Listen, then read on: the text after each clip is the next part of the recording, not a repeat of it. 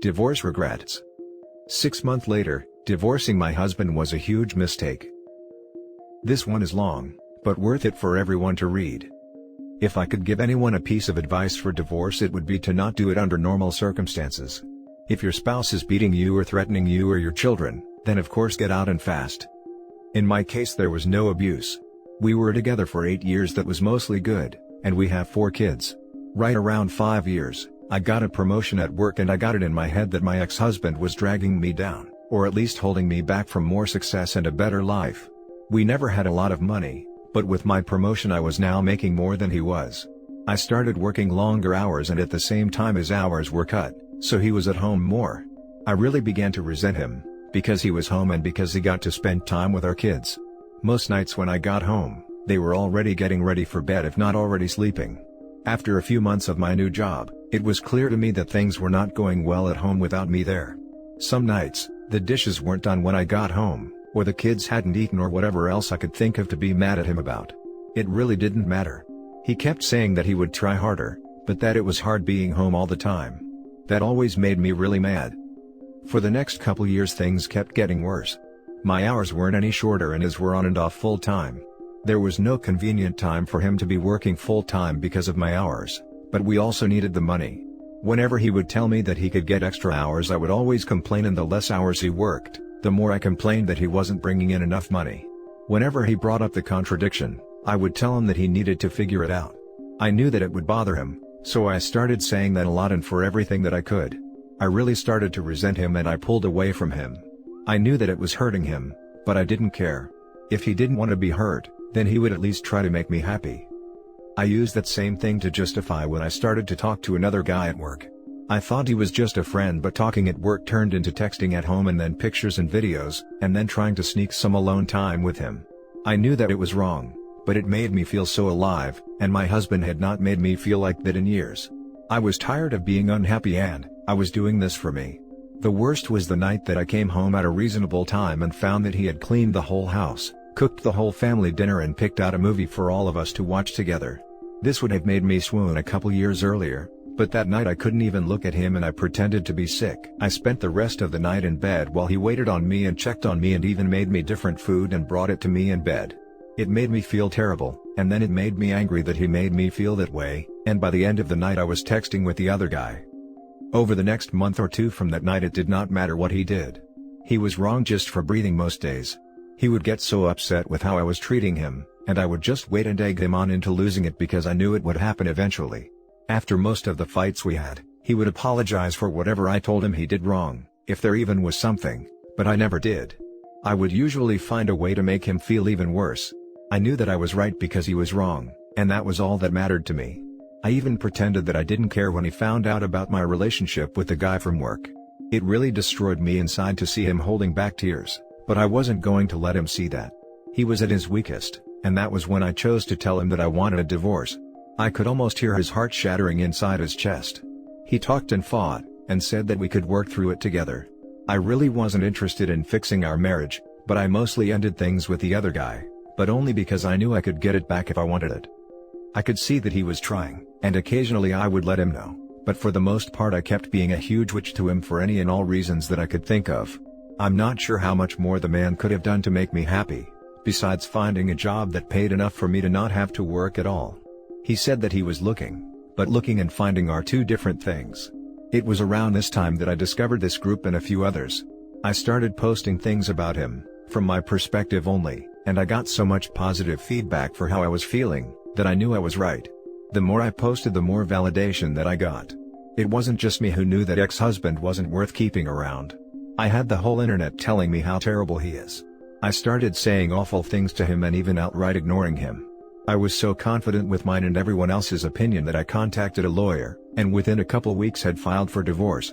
I continued to use this site and a couple others to validate my feelings and for encouragement to go through with it, and finally it was done. It went pretty smoothly.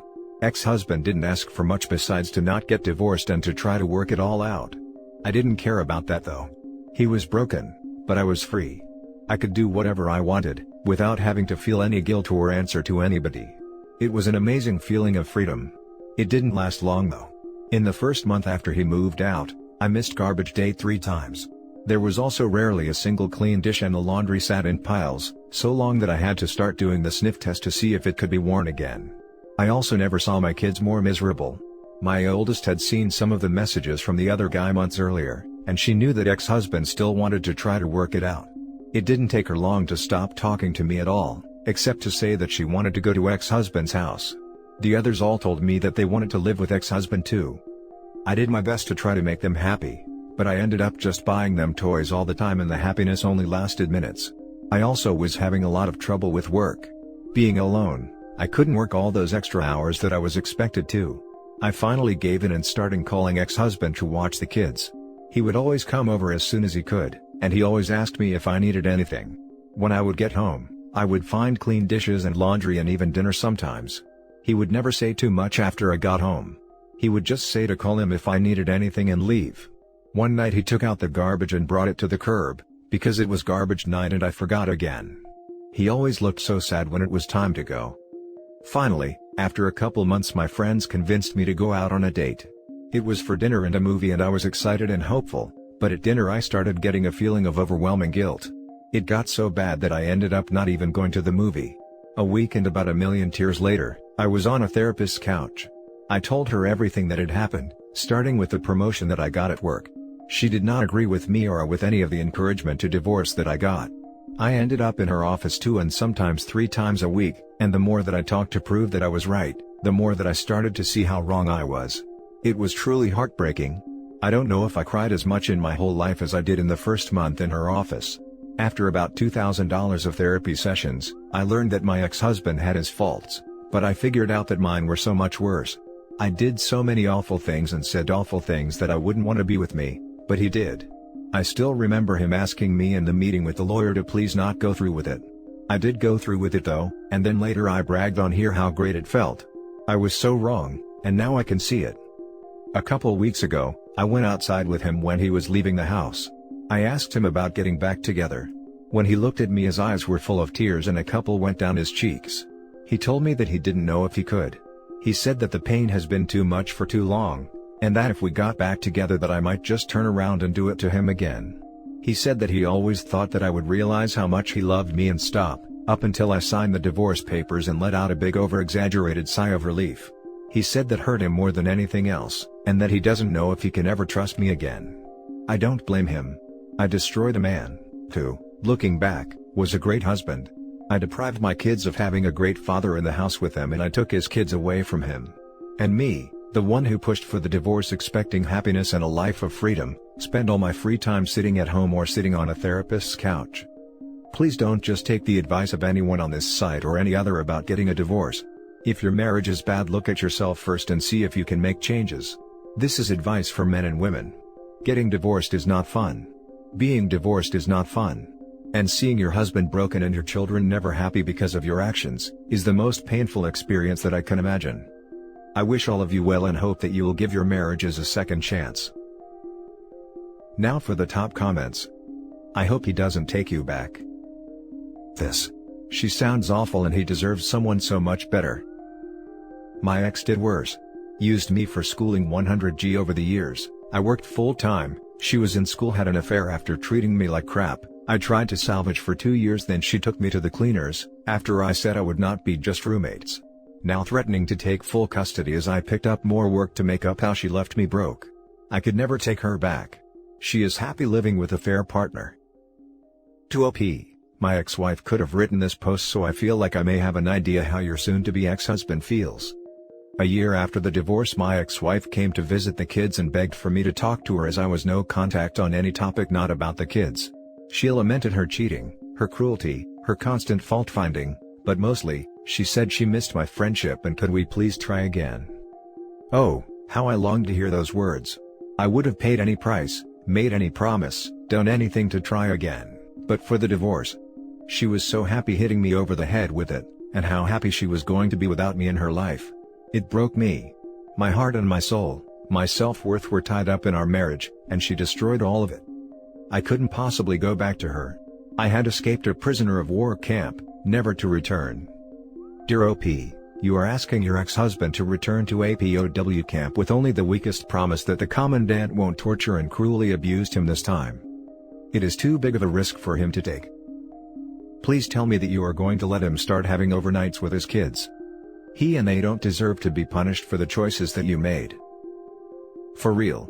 Unless there's a factor of abuse, I can never understand people who don't attempt 50-50 custody. What did you bring to the relationship with your husband, who, by interpreting your words, brought you unconditional love? Could you tell us what exactly you were missing from the marriage? Could you tell us what exactly you were missing from the marriage, aside from the fact that being single is hard work? Now for the next story. She regrets it. We divorced a year ago, and it destroyed me. After 12 years and 2 kids together, she cheated with a coworker, left me for him. Everyone told me that she would regret what she was doing, but she was so cold and sure that I was the one who ended up filing. After the divorce, she bought a small house and the guy lives with her. My kids live with this man for half their lives.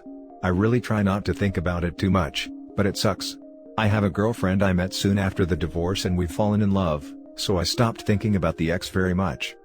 Then a few days ago I get a call from her, which is strange because we barely talk. She was asking if I was happy, saying that she has no family or support network here. She's unhappy. She missed us being a family. She asked if she would ever have a chance with me again. I would have given anything to hear those words last winter. I wanted so badly to save my family. But I've moved on, and I'm never going back. I told her no. I told her that I would always be there to help with the kids. It hurts to know she's suffering, to know she completely messed up her life for this a-hole, but I'm done. The hardest thing to let go of is wanting to take care of her, and even now I just want her to be okay. Now for the comments.